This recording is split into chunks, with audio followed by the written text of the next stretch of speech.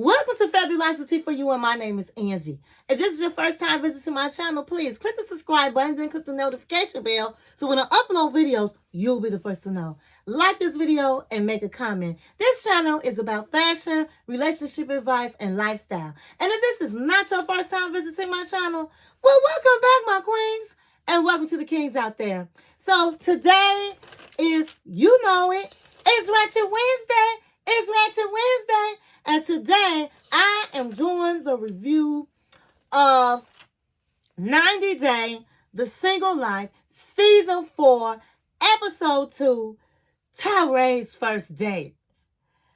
So, go get your drink of choice and go get your snack. And come back and watch your girl Angie. Text, email, call, send a letter in a bottle, baby, and let everybody know that Angie is on the line and she's going to do her review. So let's get right into it.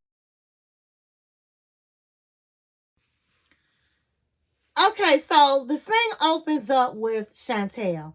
And Shantel says last night was wild, but she deserves to be on a trip having fun instead of thinking about Pedro.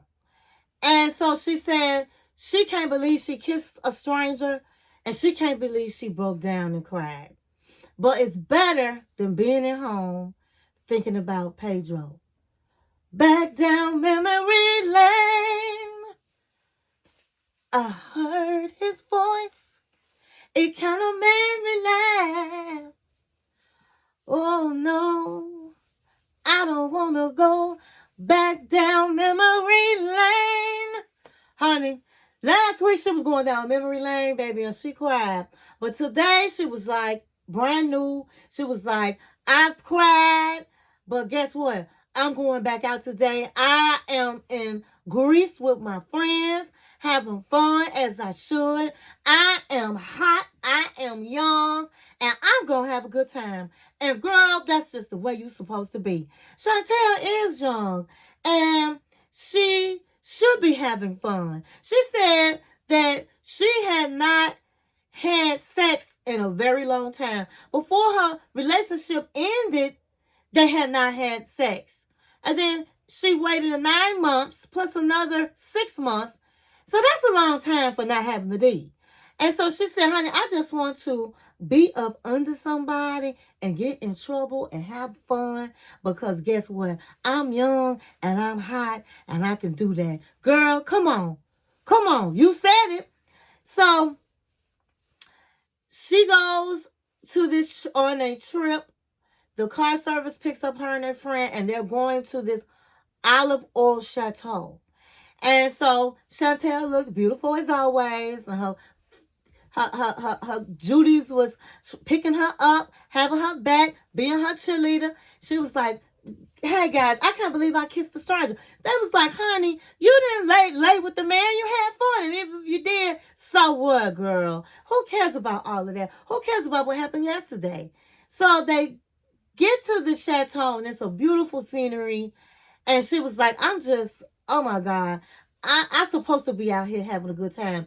And so she thought they was going to sit back, have some wine, but instead they had to go to work. They had to make the olive oils. So they had crushed all these, I guess, olives, and they had to pull this, I don't know what it was called, to stir it up. They was in labor, but Shantel was pumping it up. She was shaking, having fun. And so the tour guide, George, was like, okay, save all that shaking for when we go out and dance later. So they was like, well, he said, yeah, after this hard work we did today, I'm taking you guys out clubbing. And they was so excited. So later on that day, they got dressed and they met George, the tour guide, in front of this club. And he had a friend, I believe his name was Genius or Johnnyus. I'm sorry if I'm not pronouncing the name correctly. And honey, he was a tall drinker boy. He was cute. He was older than 21. And so her and her friends started talking to the guy, asking him what he liked to do. He was like, I work out every day. And they was like, she do too. Shantel work out too. And so he turned Shantel around and he was like, okay, I see you work out. So they was asking him, what do he think about American women? And he was like, well, the dancing is kind of crazy because they was twerking. He said, but they're fun. They look like they have fun. I love them. And so Shantel was like, I've only dated 2 white men in my life, but I've never dated a European.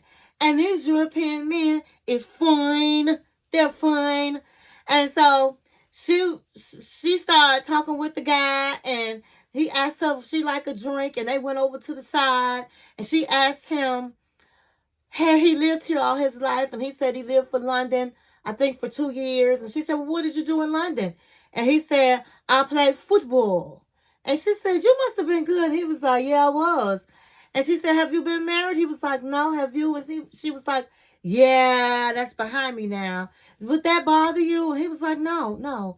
So Shantel was enjoying herself. She thought he was a Greek goddess. And she asked him, did he want her phone? Why don't he take her phone number? He took her phone number. And so I guess she planned to meet him again. And she was very excited. And so she told her friends, I finally met somebody I could be interested in. She said, but you know what? I'm afraid. I'm afraid because I don't want to get my heart broke like that again. I do not want to get my heart broke again. But at the end of the day, you just have to, just like riding a bike, jump back into the dating world when you've been gone for a long time. At least Shantel is not trying to be serious. And that's what I was worried about last week. As long as she's just having a good time, girl, have a good time. But at the end of the day, I think Shantel need a boo thing. She need a man that she can get with when she want to and get the D. And if she want to go to the show or go out and have a good time or go to eat or just talk, she can do that. But something that's not necessarily a relationship, but just having fun with a person and you guys have an understanding. I think that's what Shantel needs until she's ready to just jump back into the saddle full force, okay? But at the end of the day, Shantel was feeling better this week. I'm glad she met somebody she liked. So I can't wait till next week to see what happens with her and this new guy. Okay, so next person we're going to talk about is Natalie. So Natalie is walking the beach and she's just talking, saying she was so mad at Josh and she couldn't believe that Josh is planning to leave and be gone for 2 weeks. And she has nowhere to stay, no job, and she knows nobody. And she's like saying that he's acting like it's not a big deal. But she said it is a big deal. And I agree with Natalie. It is a big deal. You're in a city that you don't know. It's nobody but him. You don't have a job or really any money. And you don't have a place to live. But now, girl, you know doggone well that's your fault. You came out there wanting somebody to take care of you. And I'm sorry, that don't work everywhere. These men these days is not just going to take care of you unless you somebody they just really deeply in love with. And even then, they might not just take care of you. So she should have came to LA under her own steam. So she talking all this talk and she said Josh has been calling her. So she finally answers the phone on the 7th call. And he's like, oh, wow, I'm glad you picked up. And she was like, yeah, I was really upset. And he was like, yeah, that's the thing. I don't want us to fall back into old habits. You can't just be getting upset like that and not answering your phone. I want us in a space where we can talk things out. He said, I told you, I'm going to take you today to find a place. I'm going to get you a job. I'm going to do all of those things. But, sweetie, I got to work. And my work is traveling. And you got to understand that. And so she was like, I'm sorry, Josh. I was wrong. I shouldn't have acted a fool like I did, but it is a big deal. I have my mother here. I really don't have any place, a place or a job, and I really count on you to do all of these things. And he said, and I promise you, I'm going to do all those things. And so she said, well, I'm sorry. So they made up, and later on that day, he came to take her to look at an apartment. Now, this apartment, he said, was close to his house. And so he said it was a good neighborhood. It was a one bathroom, one bath, and it was 600. I believe he said it was like 600 square feet. Yeah, 600 square feet. And the rent was $2,150. Now I'm going to say it like this. I live in Chicago, and it's hard finding a place for cheap, okay? So apartments out here, a nice one in a nice neighborhood, is going to run even more than that. And Los Angeles is very expensive, and so that's a good deal. But she was like, wow, that's a little steep for my budget. And so she was like, I would have to have a full-time job. I don't have a full-time job. I think that her soon-to-be ex-husband, Michael, is paying her spousal support. And I believe that's how she lives.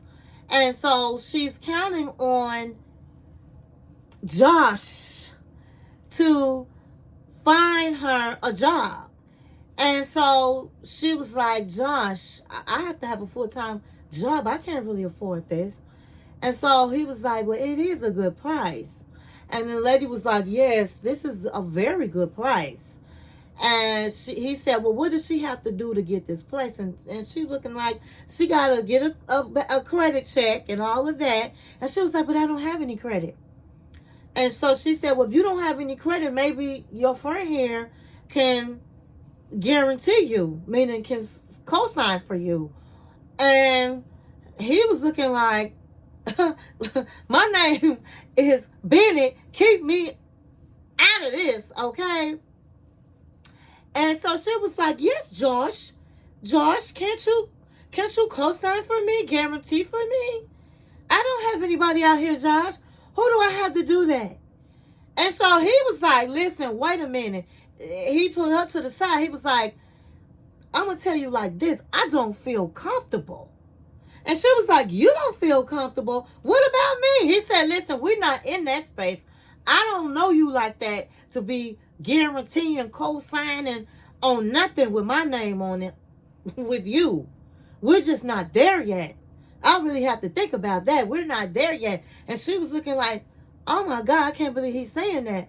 But again, Natalie knew she didn't have no credit.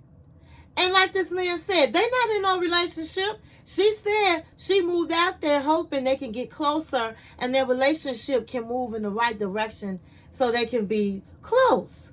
Their relationship can get close. So they're not even in a relationship. So for her, because she opened her legs wide, spread them wide, that this man's supposed to co-sign? Girl, bye. Girl, bye. I wouldn't co-sign for her either. She already saying she can't afford the place. I doubt if she can find any place in LA under that price. Girl, bye. And in a good neighborhood. So she can't afford the rent. So she really expecting Josh to just do everything. And I don't think that's right. And I don't think he's going to do it. So I don't feel not one bit sorry for her, because she should have made sure she had a job in place, a place to live, before she brought her mother and herself down there. I'm sorry. She needs to turn that car back around and go with Michael and make up with Michael. This man is not in it like that with her. I honestly don't feel that way. But I guess we'll see next week. Okay, next on the list is Veronica. Veronica is 37 years old, and she's from Charlotte, North Carolina.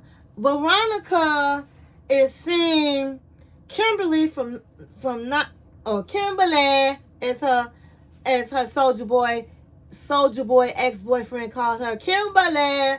She is dating Kimberly's son. Okay? And his name is Jamal. So let me give you a background real quick on Veronica. She got married when she was 20. The father of her child, Chloe, was 16 at the time. The marriage ended before her daughter was born.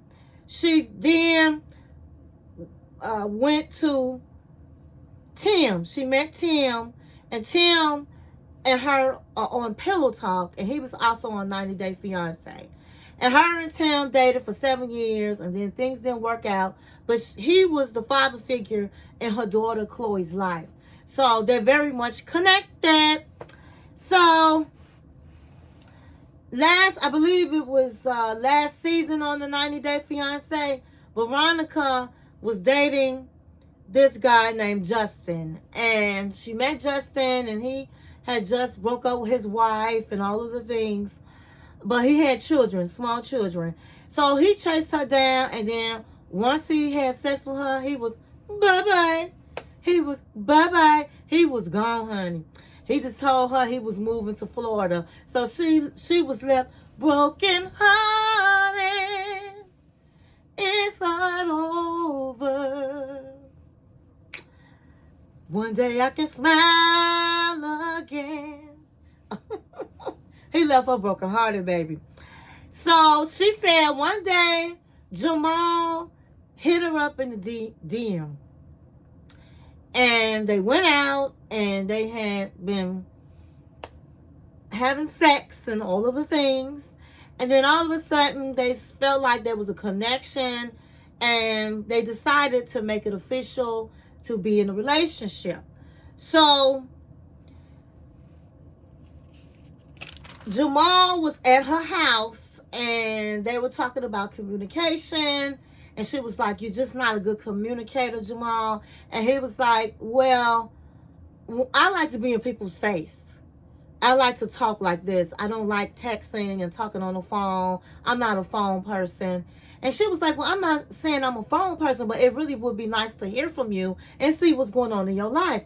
And in confession, he was like, "I do understand that she might feel insecure because I don't call her like that. It's not that I'm not into her. It's just, it's boring when I'm an everyday be saying, 'Hey, how you doing? What you doing?' I'm just not that guy. I like being in your face talking." So it's not that I'm not feeling her. It's just, that's just not me.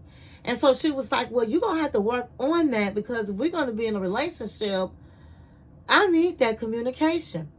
So right now, she lives, as I said, in Charlotte. And so they're going back and forth to his city, to her city, and they're just trying to make it work. So he finally leaves. I guess he came for a few days to visit her, and he ends up leaving. And so she meets up with Tim, and she was saying that she had told Tim that now they are being in a one-on-one relationship. Tim was totally against it. He was like, "Listen, girl, this man living with his mama, he don't have no job." And she said, "Well, you date women with no job." He said, "But I'm willing to take care of them. You're not willing to take care of no man." And she was like, "No, I'm not." Now, to me, he's right. Because first of all, I think Jamal is 27, she 37. It's a 10-year difference. And men are just not as progressive as women. Women are more mature. This woman is a mature woman. She's 37 years old. She wants to be in a committed relationship. I mean, that's the age you're ready to settle down and get married. And I'm sorry, Jamal is not there. Jamal is having a good time. Jamal, they probably got a lot of good chemistry together. You know, the young guys, they will break your back, okay? So she is probably being stigmatized, because she should know this man is nobody to be serious with. Even when he was talking with her, he was like, "Well, hey, that's just what I do. It's boring having a conversation every day about what you did." So he's not in a space that she's in. And sometimes at 37 years old, women start getting a little bit, oh, my time clock is ticking. Oh, I got to hurry up and get married. I got to hurry up and have a baby. And so they end up being in relationships that they shouldn't be in because they just want to be in a relationship. And I think that's where Veronica is. And so when Tim said that, I was totally in agreement with him, because who want to date a man with no job and live with their mother? And then you want to be serious. So he might not be asking her for no money right now, but can he take you out? What can he do for you? And you 37 years old. She don't have time to play around with a Jamal. See, when you start getting 37 years old, my queens out there, you have to start taking your relationships serious if you want to settle down, if you want to have children. And so that's a red flag. And she should be at a point where she's looking for the red flags and she's paying attention and she's learning from her mistakes. But moving right along. So she tells Tim, you need your own business. You need a relationship because you too much in mine. And he said he had just broke up with somebody 6 months ago. And he said he's the type, it's hard for him to meet people because he really don't go out. He don't drink. He don't dance. And so she's on her way taking him to an event where it's like a single mingle type of party. And he runs into this woman, and she's a black woman. And he goes, my name is Tim. I'm 43 years old. I don't know if he was 43 or 40. Yes, I'm 43 years old. I've never been married. And she was like, okay, I'm 47. He was like, 47? Girl, what kind of skin routine you use? Because you don't look like you 47 years old. And she looking like him like he was crazy. And she was like, I don't use anything on my face. And he was like, really? So anyway, he goes on to the next. And he's finally in a crowd walking around and sees this girl. I think her name is Louisa. And it was a girl that he knew. He said they met or something on Instagram. They talked for a minute, but they never hooked up. And so he was like, wow, what's the odds of us meeting here? And she was like, yeah, what are the odds? And so Veronica was like, that's crazy. You sit up and like you like them. You like the Colombians. And so he says, well, can I pull you to the side and let's talk? So they were talking. He was like, you're beautiful. Why are you here? And she was like, I really don't know why I'm here. But evidently you're there because you're single. And so she was like, wow, I can't believe we ran into each other. I remember when we first met, and she was like, somebody else came along, she started talking to, and it just never went anywhere.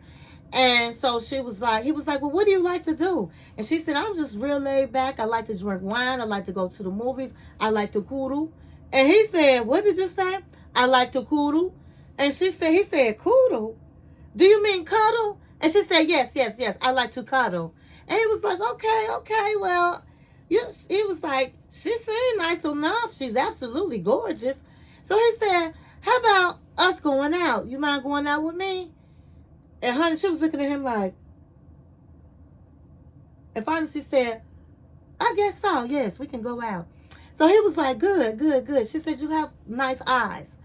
I just think I like Tim, first of all. But he just got a weird look. He really does. He has a really weird look. But I do like him.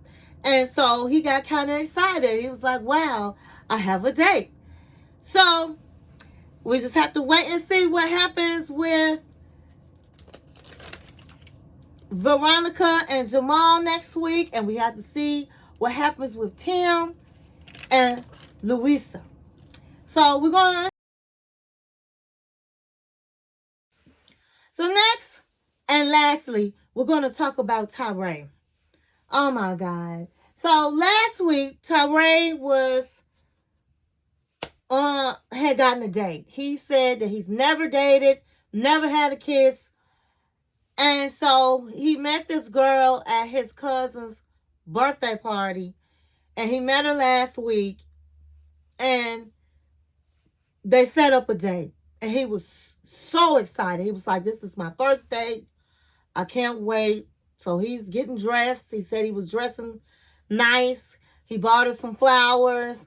And he said, I am ready for this day. I'm just so excited. And so I was excited for him. So he went to this place called the Wine House.